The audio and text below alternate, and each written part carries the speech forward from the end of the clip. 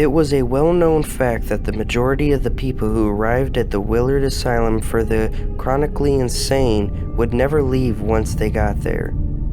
Most lived their lives at the asylum, only to be buried across the street in unmarked graves.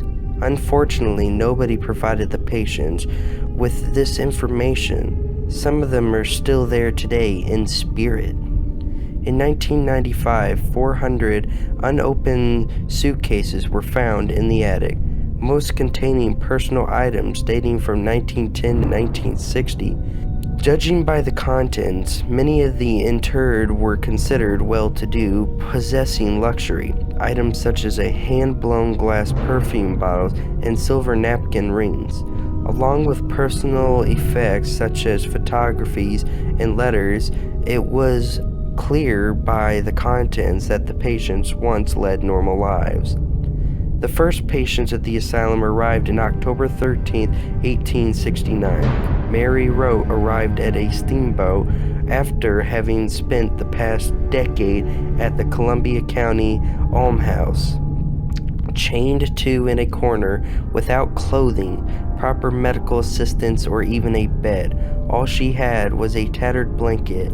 Several others joined her the day, adorned with leg irons. By comparison, the Willard was a 5-star resort to some of them, since so many of the early patients at Willard had suffered at the hands of ill-run poor farms or almshouses, which were little more than prisons for the feeble-minded. Treatment was nearly impossible. An 1872 article in the New York Times described a girl who was kept in a 5-foot by 5-foot cell, chained to the corner. The superintendent of the facility told a visiting doctor that the girl was destructive and disturbed, despite frequent floggings with a whip or strap. Only thing that seemed to keep her in line was a method he called pillaying, where she was hung by her thumbs until she settled down. He also reported that she'd given birth to 2 children earlier in her stay by fathers unknown. The most reported paranormal sighting at the Willard Asylum for the chronically insane is of a woman with long red hair seen walking the hallways, thought to be a patient who started out at the asylum as a doctor. She is also known to let loose a spine-tingling scream in the middle of night. Several of the buildings are now used by the New York Department of Corrections to house incarcerated drug addicts, but it is opened once a year for tours. The green-capped towers rise high into the sky, looking more like a backdrop for a gothic vampire movie than a hospital. Opened in 1880 near the heart of Buffalo, the hospital was revolutionary in its day. Like many of the insane asylums built during this period, the Buffalo State Asylum, later renamed the H. Richardson Complex, was part of the Kirkbridge design.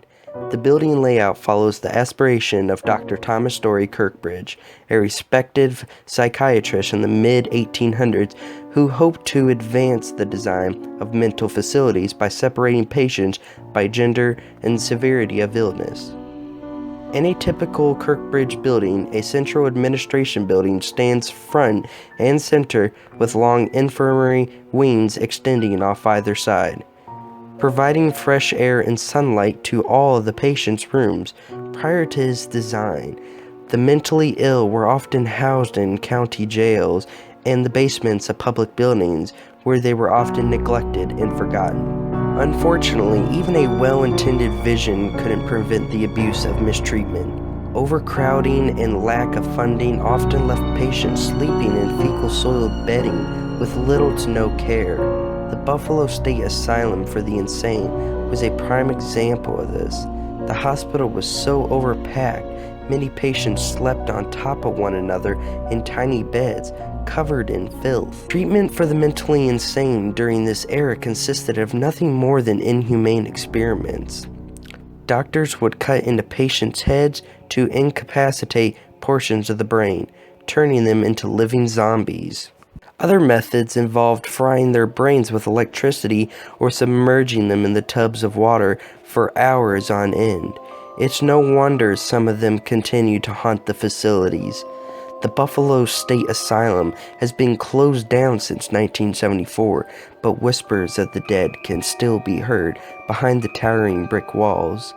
Thrill seekers risking arrest for trespassing report hearing blood-curdling screams echoing down the abandoned hallways.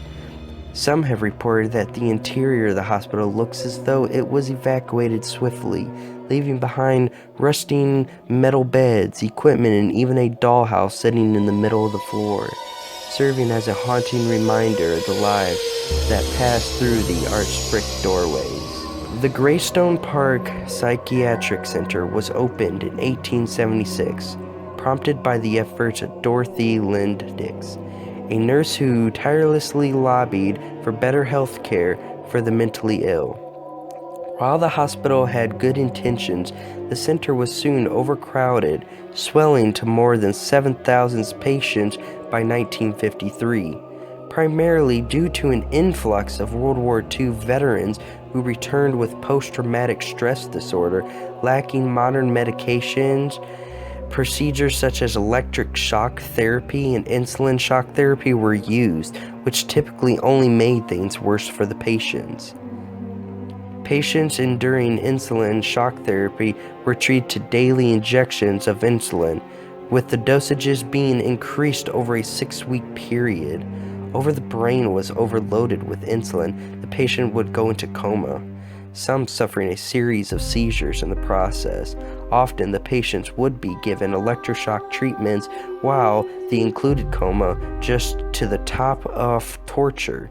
Doctors at the time applauded the 50% success rate of treating these symptoms, but the ones that didn't help were left with irreversible conditions, including brain damage, severe obesity, restlessness, and constant sweating, if they survived it at all. One of the hospital's more famous patients was folk singer Woody Guthrie, who was a patient at Greystone from 1956 until 1961, suffering from Huntington's disease, an inherited degenerative nervous disorder. While there, Guthrie jokingly referred to the gravestone as Gravestone, a name that was fitting for the institution. The hospital closed in 2003, amid reports of sexual abuse, suicides, and the well-publicized escape of a convicted rapist. Paranormal investigators have reported seeing dark shadows in the tunnels below the buildings, along with a sense of being watched. The hospital was inspiration of 2009 movie Greystone Park, filmed by Sean Stone, son of legendary filmmaker Oliver Stone, based on their terrifying experiences while filming there. Greystone Park Psychiatric Hospital is no longer with us. It has been demolished, so you do not have to worry about the haunting spirits that lurk there anymore. If you liked the video, please like, comment, and subscribe for more videos from Liv and Tanner. Ciao.